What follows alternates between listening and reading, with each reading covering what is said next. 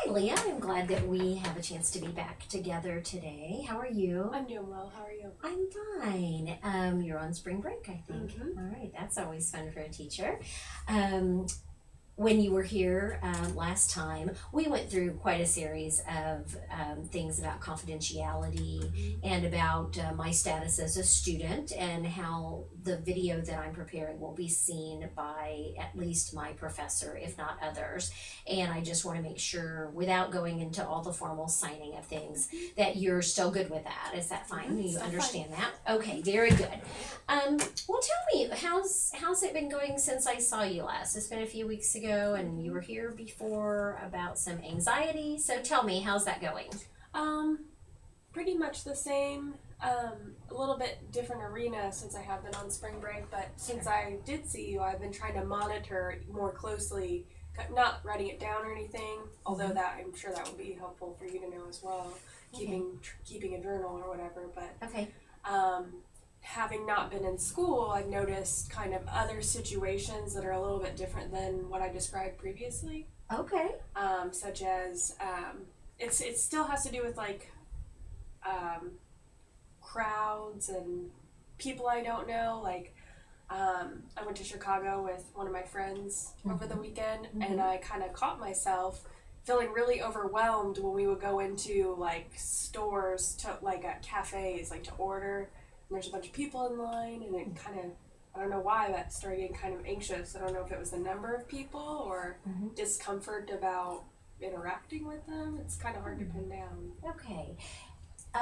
Well, tell me a little bit more about that in regards to just thinking about Chicago.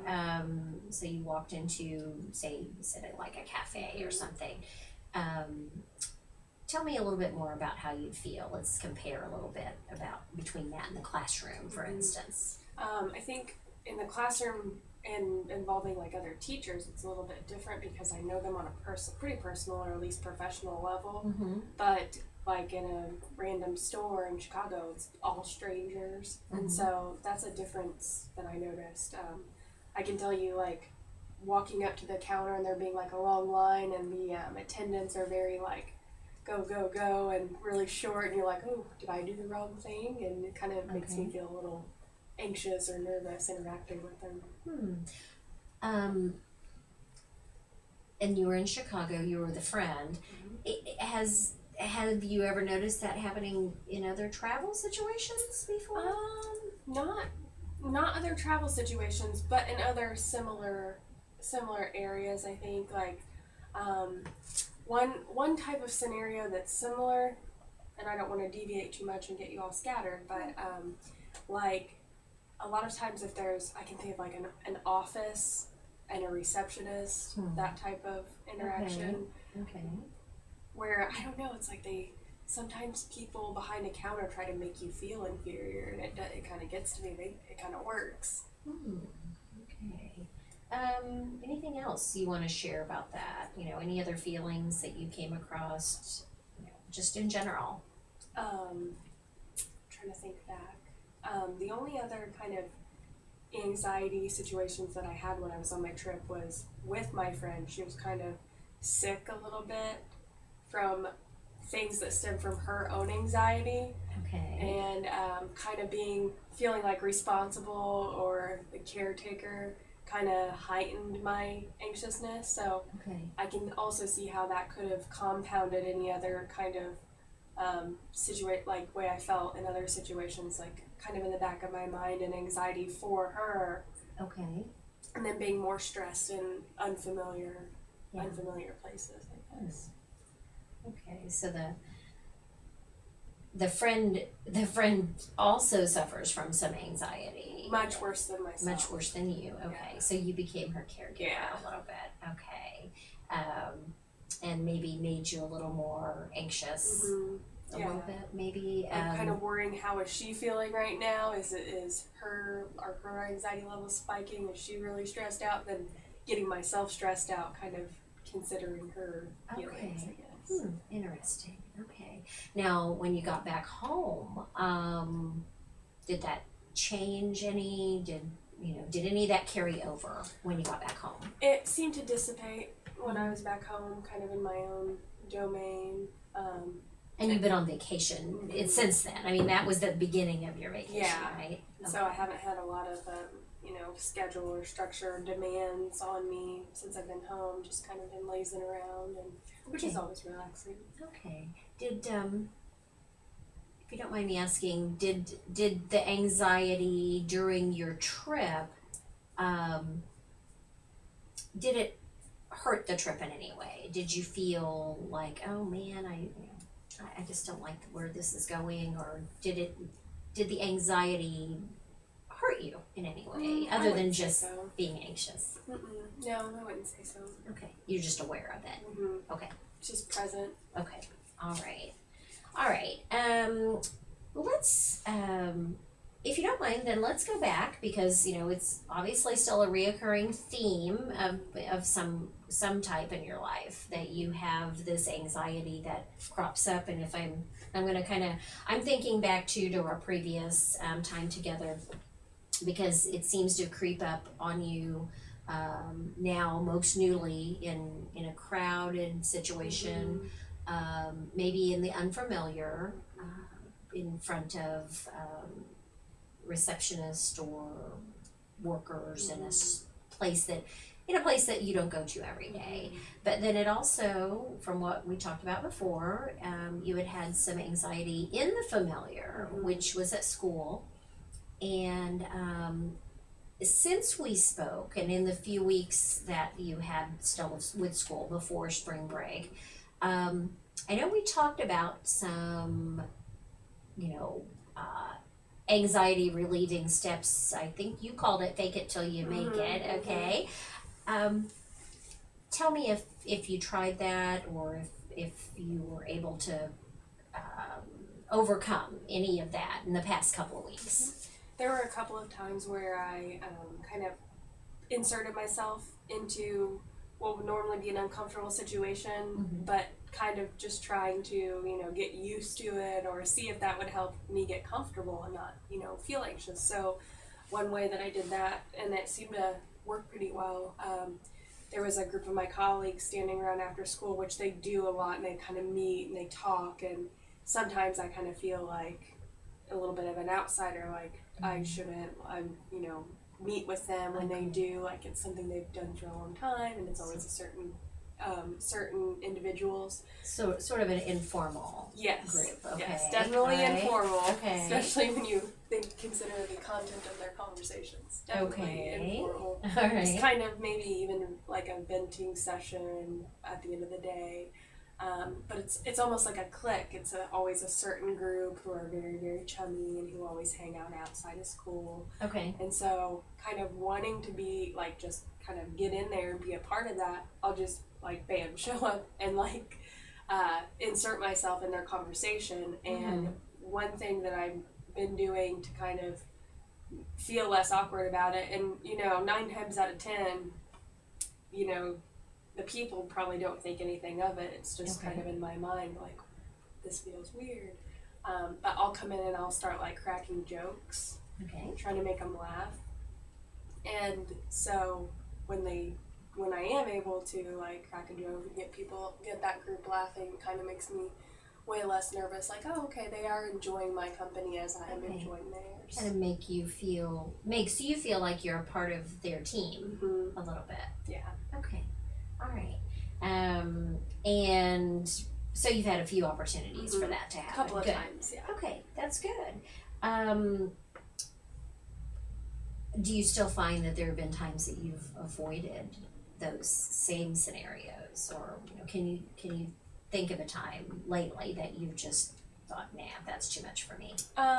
Where not to where I've avoided it entirely, but where I would come up and maybe just not contribute to the conversation, just be more of a listener. Okay. Even if there were instances where I want to jump in, but I didn't want to disrupt the flow of the conversation, or I didn't want to interrupt. So it's kind of this mentality of like, the adults are speaking and I'm like, I'll just listen and wait. And so sometimes I'm able to kind of jump in there and contribute to the conversation, but sometimes I feel like, it's not the right time. I don't want to, Okay. disrupt or. Right, right, and just trying to use your manners and social skills, which we all Maybe have, to a fault, but maybe, yeah. but we all have to do that to some extent because obviously we're not always part of the conversation, even if we want to be. So okay, all right.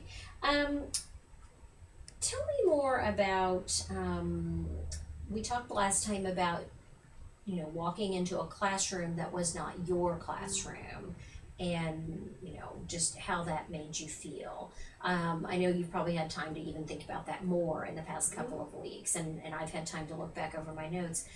Just for clarification, would you share that with me again and help me get a real feeling for what that's like? Sometimes when if I feel like I need something from one of my colleagues, I get really nervous just about entering their classroom, especially if they've already begun their lesson. Not that anyone in my building has like a lesson that can't be interrupted. Like I know that most people, they can pause and they can take some time and, hand me a piece of paper or whatever. Sure. But for whatever reason, even getting into the door, sometimes I'll walk back and forth and just look in and see if it looks like a good time, and if it doesn't, rather than get something that would help me, I'll go and try another avenue if it's coming up with the same thing on my own or finding something online. Okay. Yeah, so just avoidance, really. Why does that bother you? Partially. And I'm not asking like why do you think you're nervous, but just what problem does avoiding the interaction cause? What problem when I avoid? What like why can't I just keep avoiding? Yeah, why not? Because it's kind of twofold. I identify my behavior as, this is a strong word, inappropriate, but like I shouldn't feel so stymied by something that I'm probably making up. You know what I mean? Like I feel like I know that these people are not going to like chase me out of their room or yell at me and things like that, but there's something in my mind that doesn't let me, even though I know that, doesn't let me kind of continue. Okay. And the other thing is, like, if it's something that I need from a teacher on short notice, whether it's a copy of something that we're sharing or a key to something, if I'm going to get it from them, chances are I need it right away.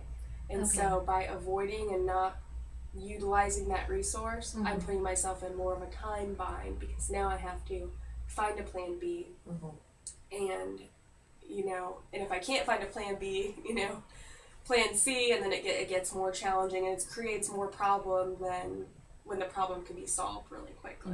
In just a matter of maybe seconds, by just walking into the teacher's room and saying, hey, that's on your desk today? This is what I need. Right. Okay. All right. So as I hear it, and that's kind of what I thought last time, but I just wanted to make sure that I had this really clear, that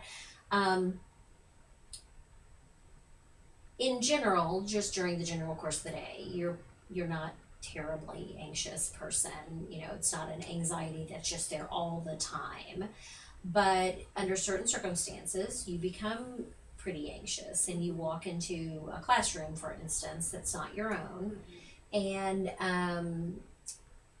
it matters to you because it feels like it's inappropriate. And I think I'm repeating that part. It's the word you used, right? Inappropriate. Just doesn't seem like something a teacher would do. You would be in more command. Okay. More confident, and you're just maybe not quite there yet. And something's holding you back in that regard. And then also it matters because obviously you have a job to do, and sometimes that job is time pressing, and if you don't get what you need, maybe you'll waste time, in other words. And how does that make you feel in the situations where you've really done that? How does that make you feel at the end when you think, wow, I've wasted time here? What do you feel? How does that make you feel? Like, not very good. Like, I don't have any time to waste during the school day. So, during school, it's just a balancing act the whole time. You've got like a mental checklist that never ends and it's always going. And so to add 3 things to that, when I could have knocked off 2, Sure. it gets more stressful because it's like, wow, now I have to do this and this and this by this time, and oh, I guess I'll have to wing it 5th period because, you know. Yeah, sure. Okay. Now, if I'm remembering again from our last conversation, you do feel very confident, very strong within your own classroom, and that hasn't changed. Is that right? Good. Okay. Good. That's good to know because I think it's easier. It's certainly easier to work with this little bit of anxiety, I think, and probably have a lot more promise there to finding a way to get around that a little bit. Okay, so you've mentioned a couple of feelings that I'd kind of like to just explore just a little bit more if we can. And you mentioned them in both scenarios, both in the classroom scenario at school and also in your situation in Chicago where you walked in and just kind of felt like that maybe it's just Chicago, but that you felt like maybe some of the workers were, they made you feel anxious, like they were almost like you were inferior in some way, I think was the word you used. Does the word inferior mean anything in this scenario, in both of those anxious situations to you? I mean, what would I hear you mention inferior and talk about things like cliques and awkwardness. So in general, do those words elicit some sort of feeling to you? I definitely think, especially in those situations, that's partially where some of my discomfort comes from. Okay. And it's really hard to pin down because I wouldn't say in general I feel like an inferior person. Maybe it goes back to control, like especially with the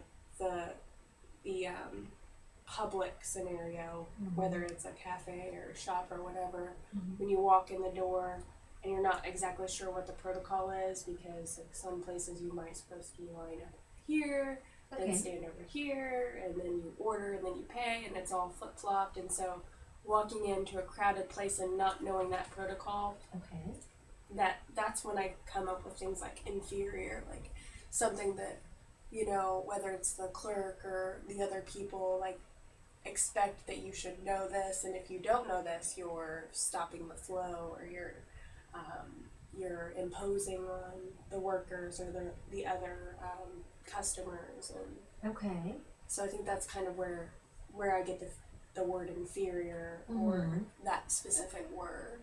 Okay, so protocol. That's an interesting word, and that to me that seems like it could fit in any of those scenarios. I think maybe we all wonder that sometimes. Are we doing this right? Especially it's going to sound silly, but especially like in a big city, back to Chicago. I have sometimes felt like a little bit of a country bumpkin, myself. You go in someplace, and I've been to Chicago, and some of the stores, for instance, are a lot more posh than we're used to here. And when I walked in, I felt like I was being looked down on a little bit, or like they automatically knew, she won't buy anything. Is that what you mean? That you just don't know what's expected of you in those places? Yeah. Does that sound right, or am I off base? It sounds somewhat right, and maybe another example, a similar example, but in a more local setting, maybe that'll help clarify too, because it happens sometimes when I'm in another situation, but in a similar kind of trickle down, I think. If I have to, pretty well, recently married, living on my own with my husband, a lot of new experiences that go with that. Sure. So one of those experiences is talking to people on the phone. And it kind of reminds me a lot of the Chicago situation in hindsight because, whether you're calling the pharmacy, the doctor, the cable company, they all want a different set of information right away. Right. And so every time I call a place, and it happened, I was calling the doctor's office, and again, going back to protocol, I wasn't sure, I was running out of my prescription, Okay. and I wasn't sure if I needed to be seen to get a refill, or if they could call in a refill. Okay. So I'm talking to the receptionist, and I'm thinking in the back of my mind, she probably wants my name and date of birth first thing out of my mouth. Uh-huh. But that's not a very natural thing to do. So usually, whether it's cable company, pharmacy, doctor, I open with my question Okay. so that they can kind of guide me Guide or you. help me find the solution. Sure. So I tell her my situation. I haven't been to the doctor. I can't remember if she told me if she needed to see me first or if she could call me in a refill. The Okay. receptionist's response was, "Well, I don't know what the doctor told you." And Oh, then instantly anxiety because, I've just done something apparently not the right way. Okay. Cut And your hand slapped. Here a is little this bit. woman appearing to try to make me feel inferior. I And see. I'm not saying that she did, but it did kind of release So that that was your anxiousness. right, but the result was the same. Whether her intent was Mhm. to do that or not, Mhm. you felt like that was the intent. Mhm. Okay. All right. All right. Let's see if we can think about then more about where do we go from here, okay? Because I think we've pretty strongly established that there are times in your life, some very specific times that you really feel a lot of anxiety, and nobody likes to feel that. And you'd like to be able to control that if you can, by yourself or with some sort of, without a medicine therapy, I think is probably something that you're not wanting to do, at least at this time, or wanting to find out if you can manage, this anxiety without that. Am I on the right track You're there? on the right track, yes. Okay, all right. And so you're hoping to gain more composure, not just in the classroom, but in certain other situations too. When we spoke last time, and we talked about, faking it till you make it, and you just said, you've had some situations where you've just walked up into, into teacher groups or whatever, and you've integrated yourself into those. Have you had any opportunity to walk into a classroom and use that technique, or have you just shied away from that? Since we spoke. Actually, I had, and I'm glad you mentioned it because I'm sure you'd be interested to know. Before spring break, my colleagues and I we always do some form of team teaching, so we should feel pretty comfortable and tight-knit and able to impose, or come in whenever we want. But we were teaching this whole new project and a whole new book that we haven't taught before, so it's been a lot of time together kind of ironing things out. And as we got closer and closer to our students' deadline, what I started noticing was both teachers beside me were coming in my room at random times asking me for things. Okay. And so around that time, after they had both been in my room a couple times and asking me questions, then like a day or two later, I needed something very similar, like along the same vein of what we were already working on regarding this project. Okay. And so I just kind of strolled right in and asked a quick question, did she have a copy of such and such? And she was like, oh yeah, here you go. Anything and she was very helpful and very friendly. So maybe that made me feel like it'd be easier to do the next time. Okay. So all right. maybe, So her response definitely helped. yeah, I Okay. would say so too. And the fact that both of my colleagues that I work most closely with have kind of shown me that it's okay because they've done it. Because they've done that too. Yeah, so that made me feel a little more comfortable. Now, when we go back, if I need to go in there for something random, I still might feel the feelings, but I don't think I'll be as likely to avoid Okay. that situation just because of the stuff we've been doing together the last couple of weeks. Okay. So maybe the teachers coming into your office, or into your, into your classroom, which is your office, maybe the teachers doing that help set the protocol. Mm-hmm. Would you say that's I true? would say it makes me feel more comfortable and less worried doing it myself, because now they've shown that that's how they would handle it. Sure. That Right. they don't feel, that they feel comfortable with doing that, and so it kind Right. of makes me think I should too. Right. It's the right thing to do. It's okay, It's okay for to a do. teacher to do that. Okay, well good. And it's very possible, I'm just gonna guess, that maybe teachers have been coming into your classroom before, but you just hadn't really thought about it, that it was okay for that to happen. Or maybe not. It's okay for them and not for me. But not for even. you. Mhm. Okay. All right. Okay. But what we also have seen and what we've discussed here is that, and that of course was before spring break, so you've had a couple of weeks for that to just kind of chill out and not have to think about school anymore. But you have had some anxious experiences while on break. So I still think that pronouncing, that it's all fixed we're probably not quite there yet. Would you agree? Does that, Yeah. would you say there's probably still some work to do? Yeah, I maybe? would agree with that. Okay, all right. So I'd like to show you a little technique. I did a little homework myself and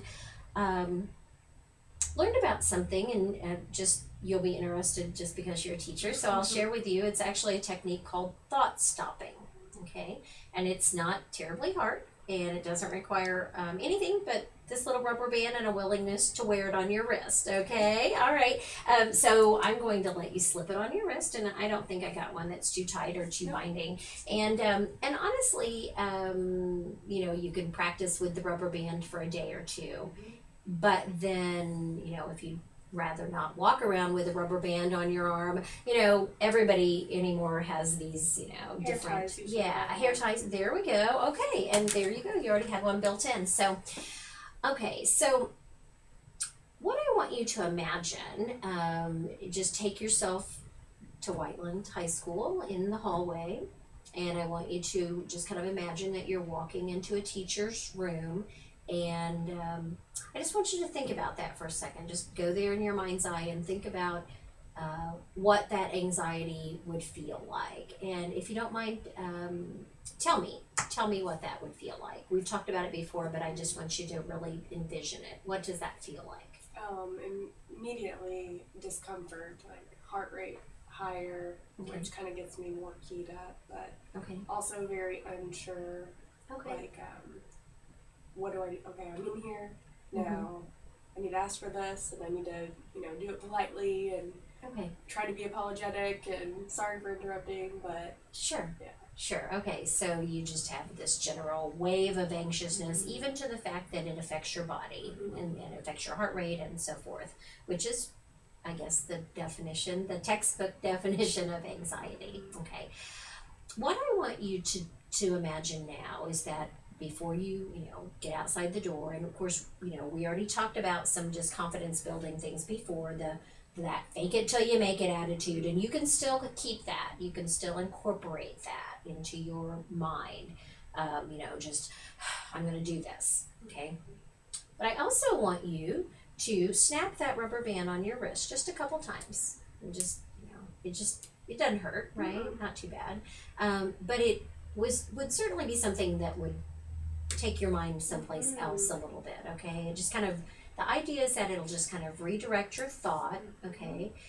And what I'd like for you to do in if you can just imagine this, or in the future, is when you have that feeling of anxiety, and it doesn't, and you're standing outside that teacher's room, then I just want you to either, flick that rubber band, or if you just want to keep that hair tie handy, and flick that.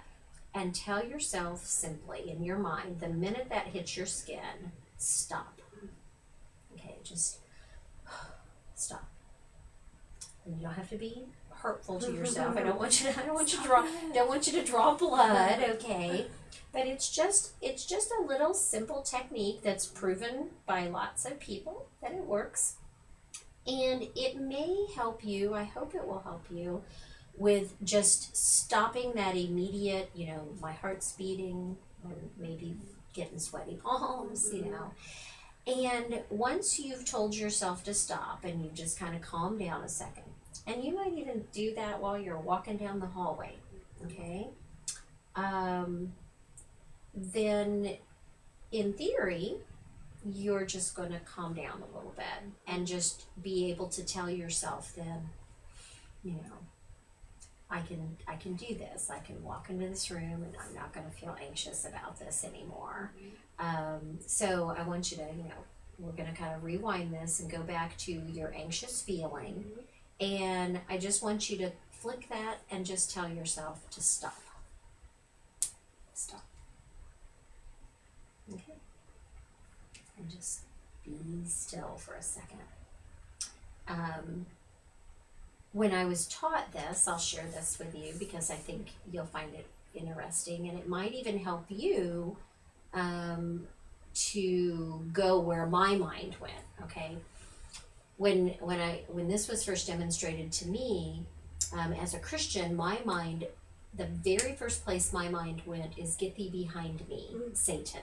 Okay, because the scriptures tell us that anxiety is not from God, and that it's the deceiver kind of just trying to give that little edge of chaos in our life. And so for me, that flicking of the rubber band and that command stop was truly a command for me. Get thee behind me. And as a Christian yourself, you may find that helpful, even though you may not have ever considered anxiety to be something that was spiritual. And I'm not implying that it's a spiritual fault at all. But the places our minds go, or the things that pop into our minds, sometimes can certainly be spiritual, or if nothing else, if it brings us down, it can have a spiritual aspect to it. And so hopefully, that's going to be kind of your homework for the between now and the next time that we see each other. Try just that thought stopping, and then incorporate the things that you had talked about before, just the building up of yourself, taking a deep breath, relaxing, and just see where that takes you. And then we can talk about that more, in another session.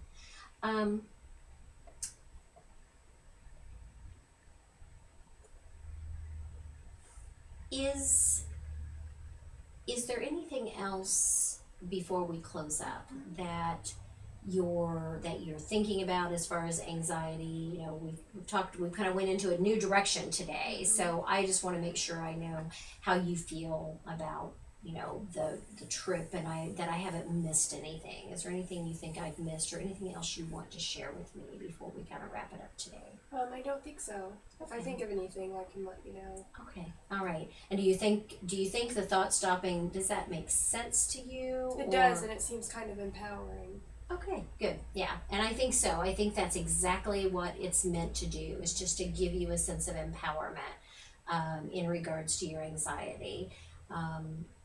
Because sometimes we may not know the why, at least not now. I hope we figure that out, and I think maybe that would be an appropriate goal for us, if you agree, that we'll keep venturing into it a little bit more and try to figure out the how, or the why, if we can. But if we can figure out a how we can get it stopped, or at least control it, then at least that will take care of the immediate problem. Does that sound right? It does, yeah. Okay, all right, very good. Thank you so much for seeing me, and we'll talk again soon.